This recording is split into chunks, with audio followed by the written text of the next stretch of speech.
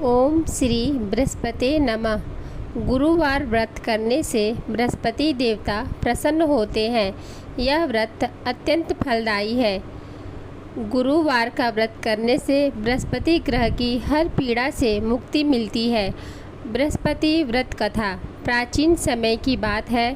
एक नगर में एक बड़ा व्यापारी रहता था।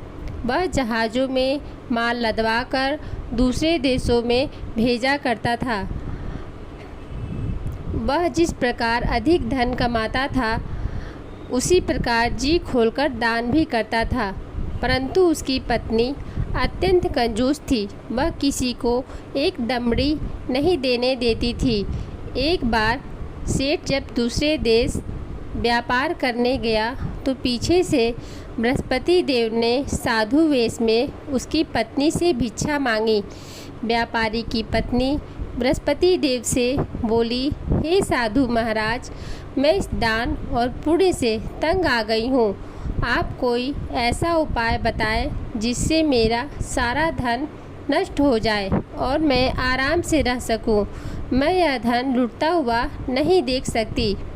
बृहस्पति देव ने कहा, हे देवी, तुम बड़ी विचित्र हो। संतान और धन से कोई दुखी होता है। अगर अधिक धन है तो इसे शुभ कार्यों में लगाओ। कुंवारी कन्याओं का विवाह कराओ। विद्यालय और बाग बगीचों का निर्माण कराओ। ऐसे पुण्य कार्य करने से तुम्हारा लोक परलोक सार्थक हो सकता है। परंतु साधु की इन बातों से व्यापारी की पत्नी को खुशी नहीं हुई। उसने कहा, मुझे ऐसे धन की आवश्यकता नहीं है जिसे मैं दान दूं। तब बृहस्पति देव बोले, यदि तुम्हारी ऐसी इच्छा है तो तुम एक उपाय करना। 7 बृहस्पतिवार घर को गोबर से लीपना। अपने केशों को पीली मिट्टी से धोना। केशों को धोते समय स्नान कराना। व्यापारी से हजामत बनाने को कहना। भोजन में मांस मदिरा खाना। कपड़े अपने घर धोना। ऐसा करने से तुम्हारा सारा धन नष्ट हो जाएगा। इतना कहकर बृहस्पति देव अंतर्ध्यान हो गए। व्यापारी की पत्नी ने बृहस्पति देव के कहे अनुसार 7 बृहस्पतिवार वैसा ही करने का निश्चय किया। केवल 3 बृहस्पतिवार बीते थे कि उसी समस्त धन संपत्ति नष्ट हो गई और वह परलोक सिधार गई। जब व्यापारी वापस आया तो उसने देखा कि उसका सब कुछ नष्ट हो चुका है। उस व्यापारी ने अपनी पुत्री को सांत्वना दी और उसे दूसरे नगर में जाकर बस गया। वहाँ वह जंगल से लकड़ी काट कर लाता और शहर में बेचता। इस तरह वह अपना जीवन व्यतीत करने लगा। एक दिन उसकी पुत्री ने दही खाने की इच्छा प्रकट की, लेकिन व्यापारी के पास दही खरीदने के पैसे नहीं थे। वह अपनी पुत्री को आश्वासन देकर जंगल में लकड़ी काटने चला गया। वहाँ एक वृक्ष के नीचे बैठ अपनी पूर्व दशा पर विचार कर रोने लगा। उस दिन बृहस्पतिवार था। तभी वहाँ बृहस्पति देव साधु के रूप में सेठ के पास आए और बोले, हे मनुष्य, तू इस जंगल में किस चिंता में बैठा है? तब व्यापारी बोला, हे महाराज, आप सब कुछ जानते हैं। इतना कहकर व्यापारी अपनी कहानी सुनाकर रो पड़ा। बृहस्पति देव बोले, देखो बेटा, तुम्हारी पत्नी ने बृहस्पति देव का अपमान किया था, इसी कारण तुम्हारा यह हाल हुआ है। लेकिन अब तुम किसी प्रकार की चिंता मत करो। तुम गुरुवार के दिन बृहस्पति देव का पाठ करो। 2 पैसे के चने और गुड़ को लेकर जल के लोटे में शक्कर डालकर वह अमृत और प्रसाद अपने परिवार के सदस्यों और कथा सुनाने वालों में बांट दो। स्वयं भी प्रसाद और चरणामृत लो। भगवान तुम्हारा अवश्य कल्याण करेंगे।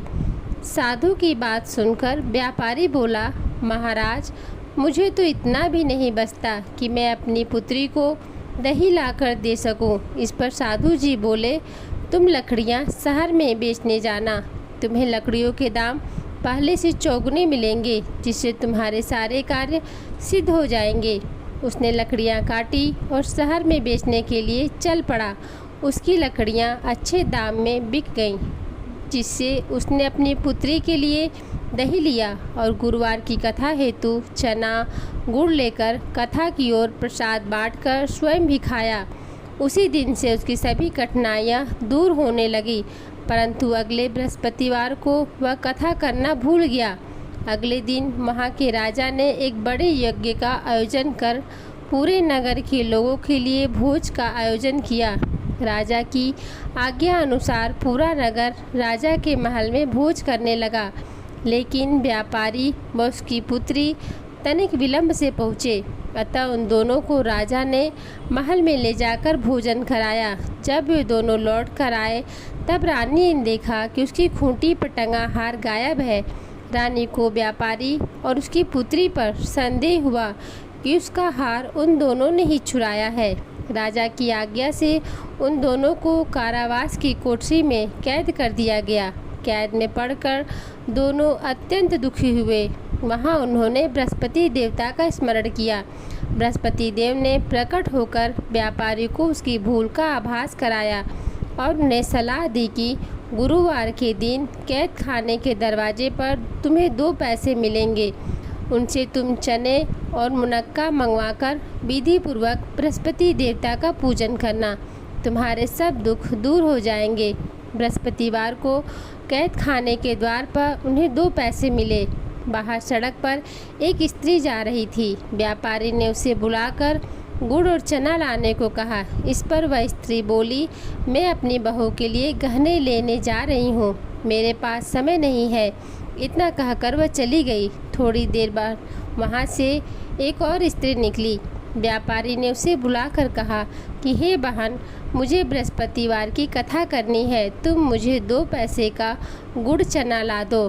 बृहस्पति देव का नाम सुनकर वह स्त्री बोली, भाई तुम्हें अभी गुड़ चना लाकर देती हूँ। मेरा इकलौता पुत्र मर गया है, मैं उसके लिए कफन लेने जा रही थी, लेकिन मैं पहले तुम्हारा काम करूँगी, उसके बाद अपने पुत्र के लिए कफन लाऊंगी। वह स्त्री बाजार से व्यापारी के लिए गुड़ चना ले आई और स्वयं भी बृहस्पति देव की कथा सुनी। कथा के समाप्त होने पर वह स्त्री कफन लेकर अपने घर गई।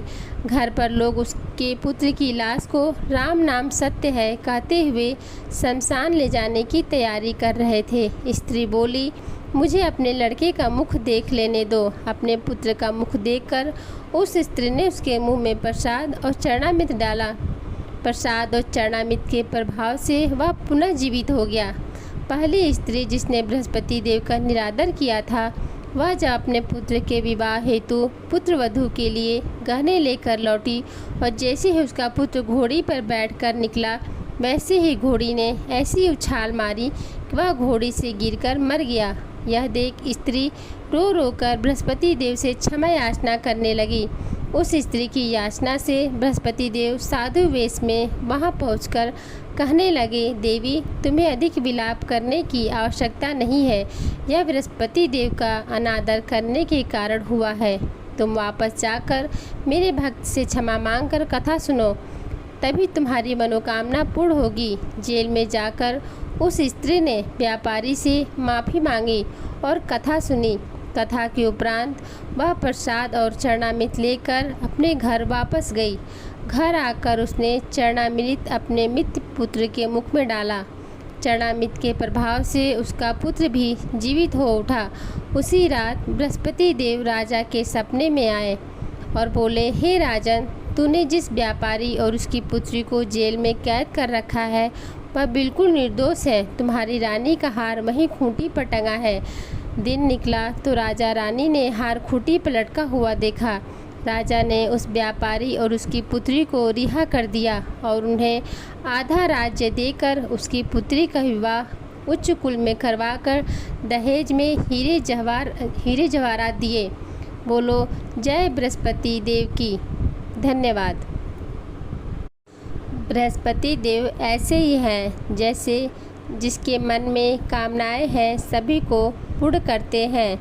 जो सद्भावनापूर्वक बृहस्पतिवार का व्रत करता है एवं कथा पढ़ता है अथवा सुनता है, दूसरों को सुनाता है, बृहस्पति देव उसकी सभी मनोकामना पूर्ण करते हैं।